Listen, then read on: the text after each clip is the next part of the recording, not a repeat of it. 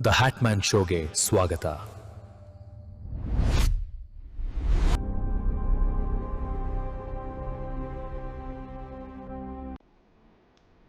Hello audience, ನಾವು 21st ಸೆಂಚುರಿಲಿದ್ದೀವಿ. ಮನುಷ್ಯ ಎಲ್ಲ ನನಗೆ ಗೊತ್ತು, ಎಲ್ಲ ನನ್ನ ಕೈಯಲ್ಲಿದೆ. ಟೆಕ್ನಾಲಜಿ ತುಂಬ ಮುಂದುವರೆದಿದೆ. ಎಲ್ಲೋ ಇರೋ ಮಾರ್ಸಲ್ಲೇ ಕಾಲನಿ ಮಾಡೋಕ್ಕೆ ರೆಡಿ ಆಗ್ತಿದ್ದೀವಿ. ಮುಂದಮೇಲೆ ಕಾಲಿಟ್ಟಿದ್ದೀವಿ ಅಂತ ಆ್ಯಟಿಟ್ಯೂಡು ಇದೆ. ಆದರೆ ಈ ಅರ್ಥನ ಕರೆಕ್ಟಾಗಿ 10% ಕೂಡ ತಿಳ್ಕೊಳ್ಳೋಕ್ಕಾಗ್ತಿಲ್ಲ. ಅದು ಅಮೆಝಾನ್ ರೈನ್ ಫಾರೆಸ್ಟ್ ಆಗಿರಲಿ, ಓಷನ್ ಬಗ್ಗೆ ಆಗಿರಲಿ, ಯಾಕೆ ತಿಳ್ಕೊಳ್ಳೋಕ್ಕಾಗ್ತಿಲ್ಲ? ಓಷನ್ನಲ್ಲಿ ಇರೋ ವಾಟರ್ ನಮ್ಮ ಭೂಮಿಗಿಂತ 1000 ಆಫ್ ಇಯರ್ಸ್ ಓಲ್ಡ್.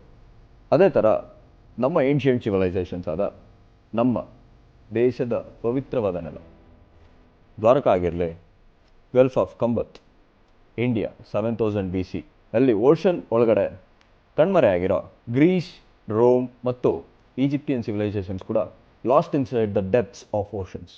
ಮತ್ತು ಸಾಸಿವೆ ಗಾತ್ರದ ಪ್ಲಾಂಕೆಥಾನ್ ಜೀವಿಗಳಿಂದ ಹಿಡಿದು ವರ್ಲ್ಡ್ನಲ್ಲೇ ಅತಿ ದೊಡ್ಡ ಜೀವಿ 30 ಮೇಲ್ ಆಫ್ರಿಕನ್ ಬುಷ್ ಎಲಿಫೆಂಟ್ಗಳ ಸಮವಾದ ಬ್ಲೂ ವೇಲ್ ಕೂಡ ವಾಸ ಮಾಡೋ ಜಾಗನ ಇನ್ನು 0.01% ಅಷ್ಟೇ ಹ್ಯೂಮನ್ ಕೈಯಲ್ಲಿ ಎಕ್ಸ್ಪ್ಲೋರ್ ಮಾಡೋಕ್ಕಾಗಿದೆ. ಯಾವತ್ತಾದರೂ ಅದ್ರ ಬಗ್ಗೆ ಯೋಚನೆ ಮಾಡಿದೆ ಅಂಥದ್ದೇನಿದೆ ಓಷನ್? ಇನ್ 1958 ಓಷನ್ ವರ್ಲ್ಡ್ ಎಕ್ಸ್ಪ್ಲೋರೇಷನ್ ಪ್ರೋಗ್ರಾಮ್ ಅಂತ ನಾಸಾ ಸ್ಟಾರ್ಟ್ ಮಾಡಿತು. ಆದರೆ ವಿತಿನ್ 2 ಡೆಕೇಡ್ಸ್ ಯಾಕೆ ಸ್ಟಾಪ್ ಮಾಡ್ತು ಅಂದರೆ 1978 ಎಕ್ಸ್ಪ್ಲೋರೇಷನ್ ನಿಲ್ಲಿಸ್ಬಿಟ್ಟು ನಮ್ಮಿಂದ ಏನಾದರೂ ಸೀಕ್ರೆಟ್ಸ್ ಮುಚ್ಚಿಡ್ತಾ ಇದೆಯಾ? ನಾಸಾ ನಮ್ಮ ಇಸ್ರೋಗಿಂತ 25% ಬಿಗ್ ಬಜೆಟ್.